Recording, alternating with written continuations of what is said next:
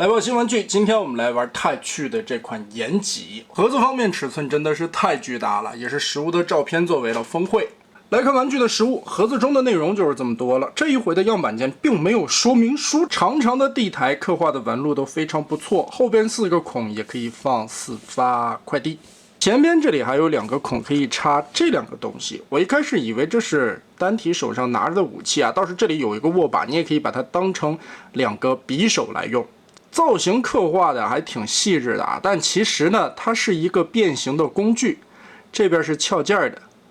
这边是往出勾东西的，哎，就很方便啊。尼龙的材质，柔韧性也好，也不会损伤玩具的表面。哎，这个就想法很棒啊，把武器变成了把玩工具，也方便了一些。首先来看一下车型的样子，包裹的完成度非常的好，每个面儿都做得很不错。屁股后边这里的刹车灯也有涂装的刻画，前方这里的小倒车镜可以左右旋转，车门这里也可以打开，注意根部有一个滑槽，把它推出来，再往开翻折。不过里边并没有什么驾驶室仪表盘的刻画。后边的备胎、头顶这里的空调，以及迷彩的涂装，哇，做的真的很细。再看所有的轮子根部其实都有弹簧，它是带避震的，所以车型整体的减震效果会很好，压起来很有手感。车窗全是透明的材质，前面的格栅这里也有不错的涂装刻画。这款车型可以说做的相当不错了，唯一就是底盘这里有一个前裙甲比较看着碍眼一些啊，但是变形到位的话，其实它是不拖地的。橡胶的轮胎，推车滚动会非常的静音。另外后边这里的架子也可以根据齿轮关节折起来进行发射模式，根部这里还有一个合金的液压真实的联动，效果非常爽。架子里边都是齿轮关节，拉出来，注意把这一块全部的打开，拆散中间的扣点，然后再掏出一发快递，把根部这里拉长，快递的面单4片都折起来，再往里插，插到底，哎，这回再扣合。前方这里红色的盖子，根部的这3片其实都是内置弹簧的。屁股后边这里有一个拧的地方，旋转旋转，就可以把这导弹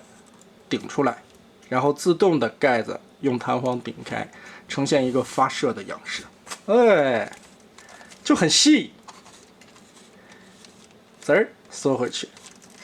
哇，这种感觉就很爽。我不愧是黑苹果啊，很多细节想的都很到位。然后我们进入这款延吉的变形过程，因为没有说明书，而且变形来说还是挺复杂的，所以咱们细一点。先看车尾的部分，这里边中间有一个锁钩，把这一块撬起来，然后打开下方这里的卡扣，拉出这一节，中间这里还有一些卡扣连接的地方，我们整个的把它抬起来。此时为了方便变形，你也可以通过这个活扣把它拔下来。先把这2块车尾灯的位置拉直，下方的这一块带液压杆的地方旋转180度贴好。从底盘这里看，这儿有2个插点的扣子，把这里掰松，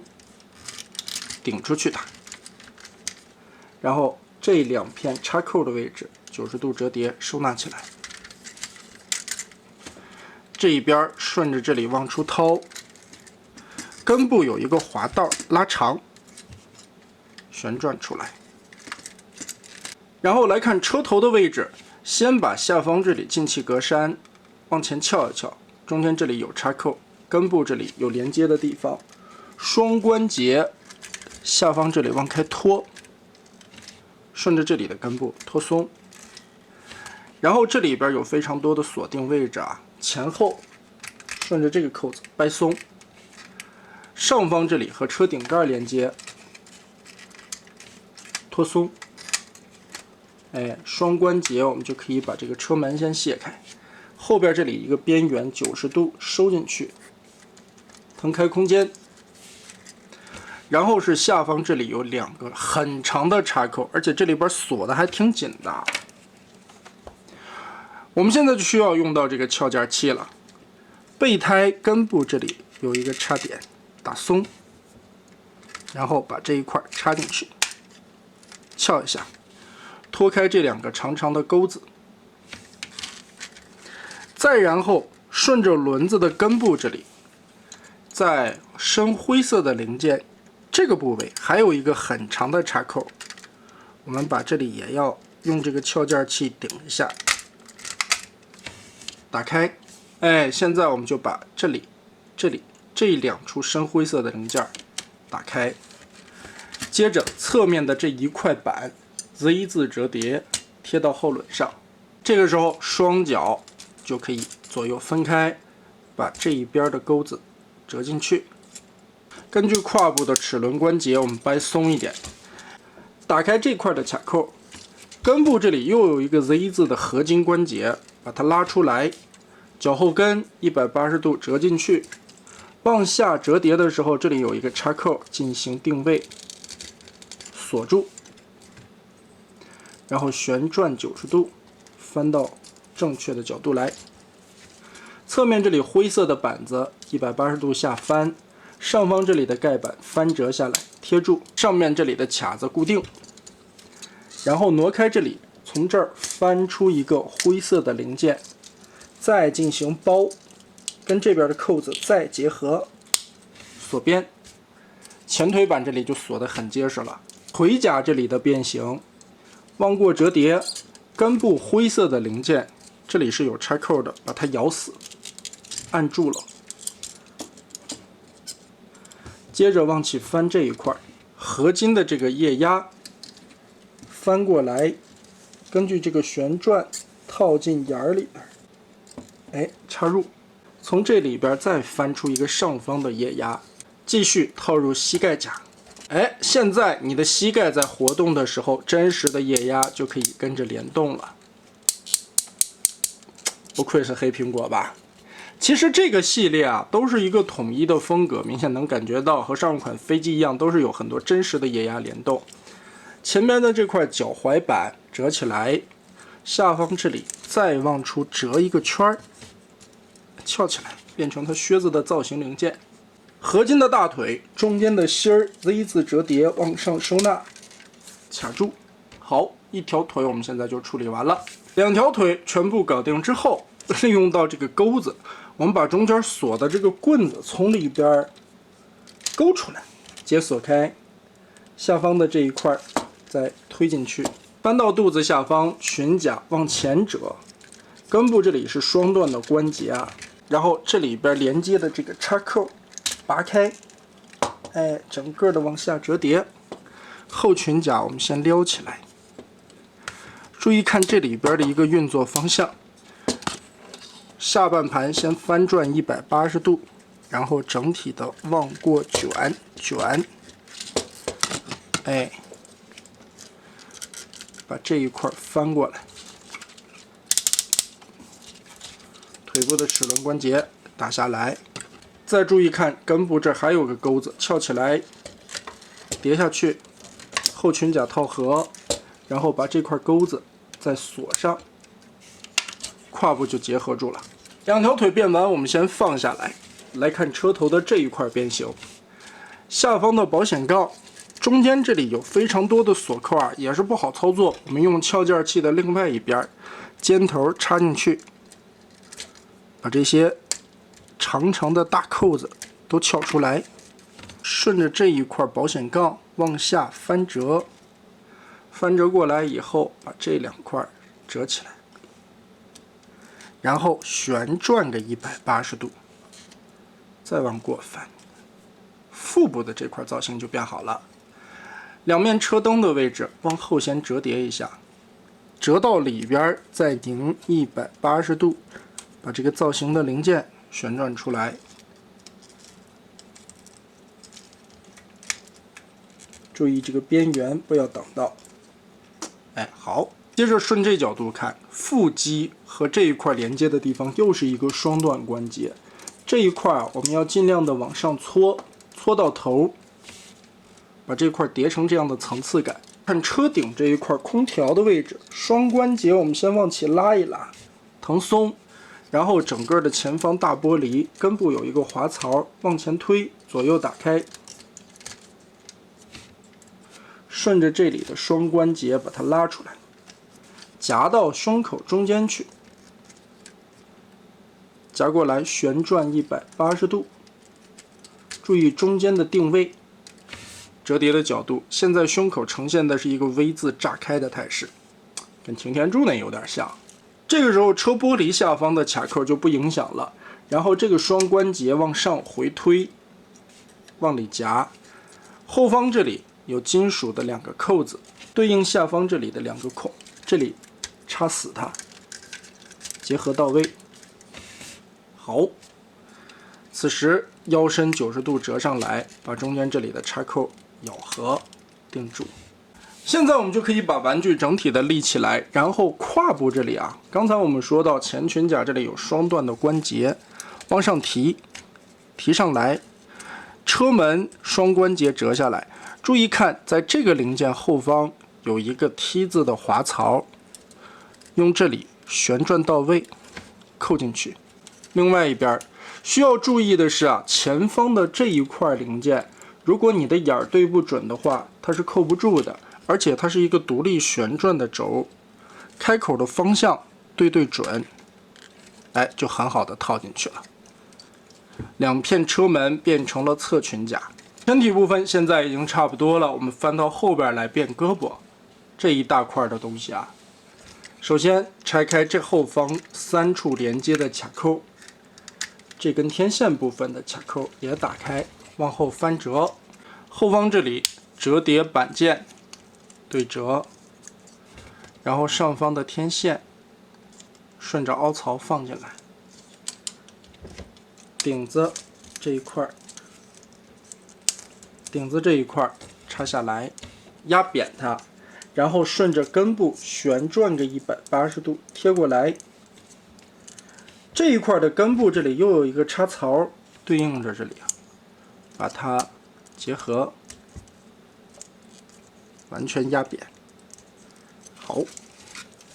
这一层就可以拉下来放这儿备用。中间的这一段，打开这个小方框里边暗处的这些插槽，我们把它打松。另外一边备胎后方这里的一个插槽打松，上方这里的扣子就可以左右卸松了，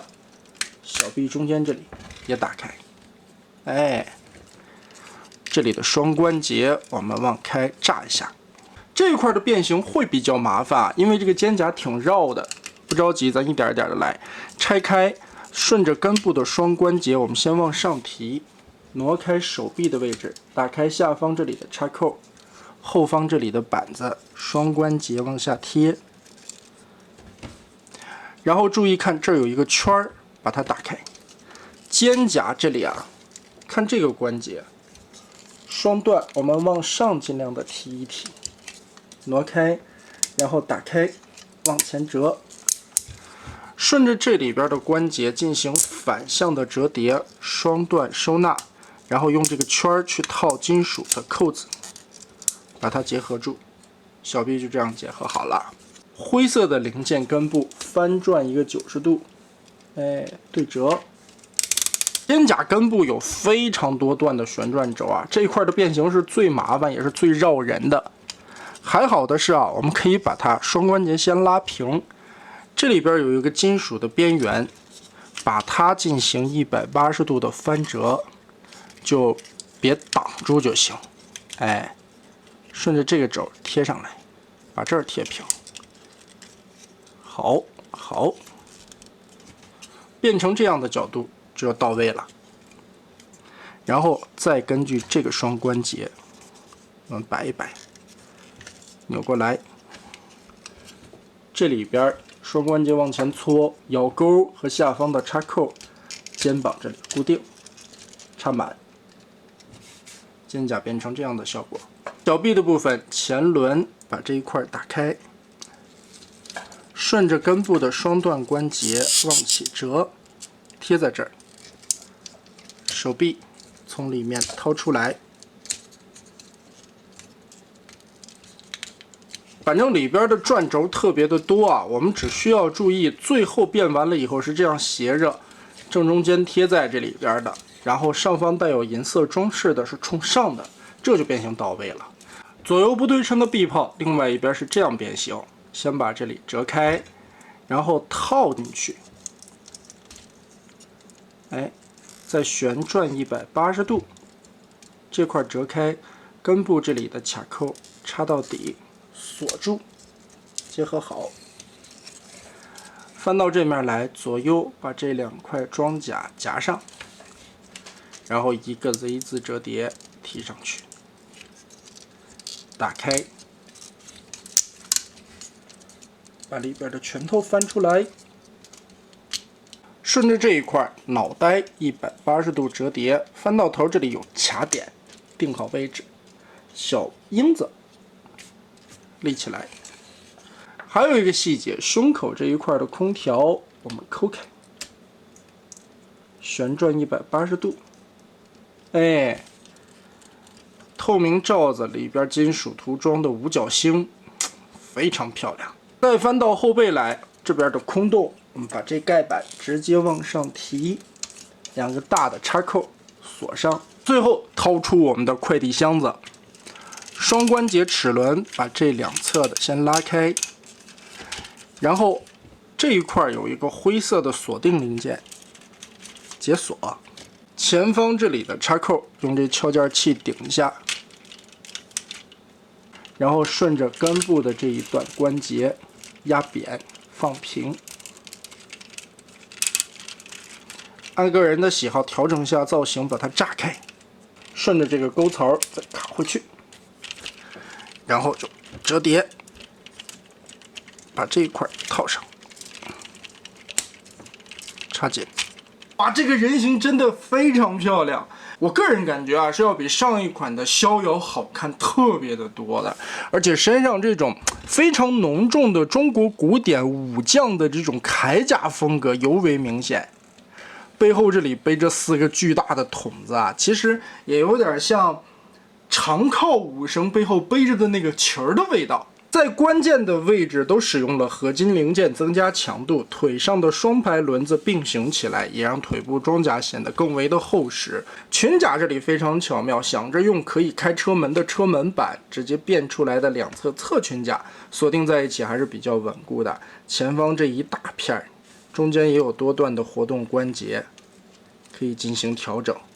胸口的透明零件。还有整个的五角星点缀刻画也是非常漂亮的，头雕相当的精彩，又融入了中国古典式的武神美学，还有那种现代机甲的画风，一些机械的内构展现的淋漓尽致。关键是这张脸很帅呀，2只手臂不对称式的造型，全是用真实的零件变形出来的，这个我觉得也是黑苹果在设计上很执着的一个点。其实这一套我相当喜欢腹肌的这一块一个变形的感觉，处理完的一个效果特别的漂亮，而且全部是真实的零件，里外面的切换也能让这个机器人的腹部感觉灵动感十足，曲线做的还很美妙。可动性方面，头部独立的脖子，点头抬头幅度很大，左右旋转。哎呀，还挺紧的，看这些涂装的刻画很细致。肩胛部分的变形，我个人感觉是这回最麻烦的一个点啊，身上的转轴太多了，很容易转迷糊，而且你在活动的时候需要把肩胛折叠起来，胳膊这样举起来才不会阻碍到。这里都是齿轮的关节，根部也都是合金的轴。二头肌左右旋转变形的需要，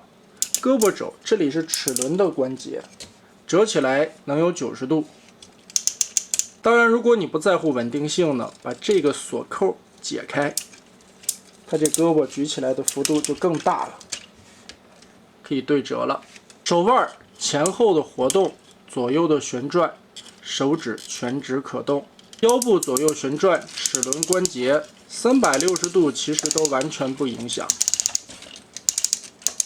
其实这款并没有设计弯腰的关节啊，如果你想弯腰，可以把屁股后边这块锁扣解开，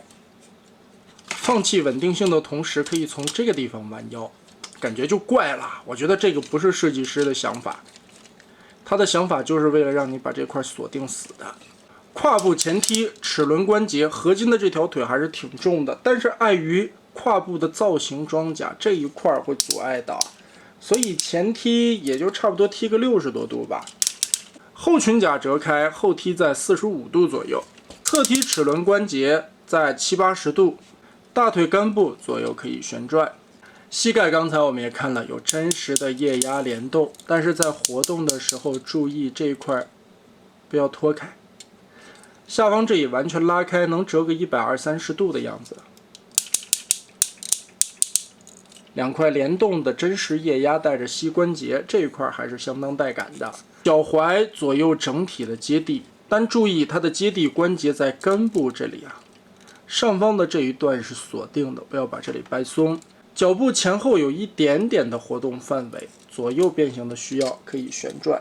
相较于前款作品，这款的可动可能差了一些意思啊，但造型方面确实是足够帅气了。当然，它还有攻击模式，也可以把身上的武器延展开。首先，第一步，背后的导弹相当的多，我们需要下半盘加固。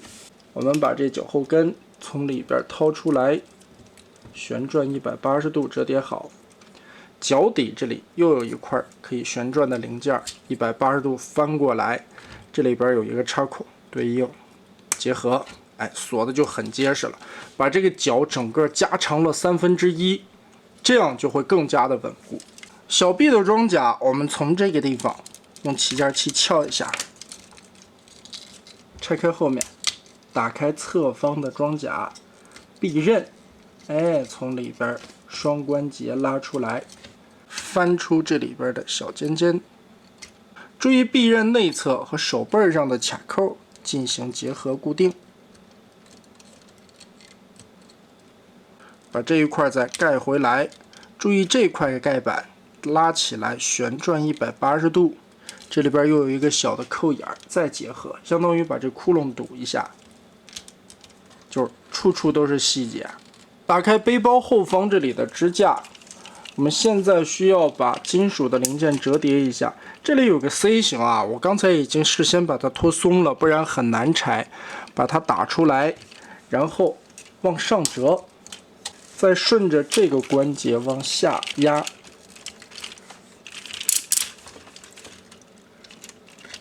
然后可以看到这里边的一个眼儿，转过来插住锁定。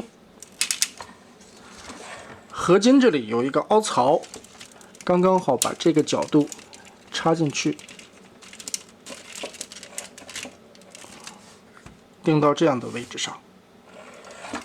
这个背包架子就呈现一个三角形的稳定结构，而且后脚跟这里也因为进行了1/3的延长，所以撑得会更加稳固。背后的导弹呢，我们可以把它都拧出来，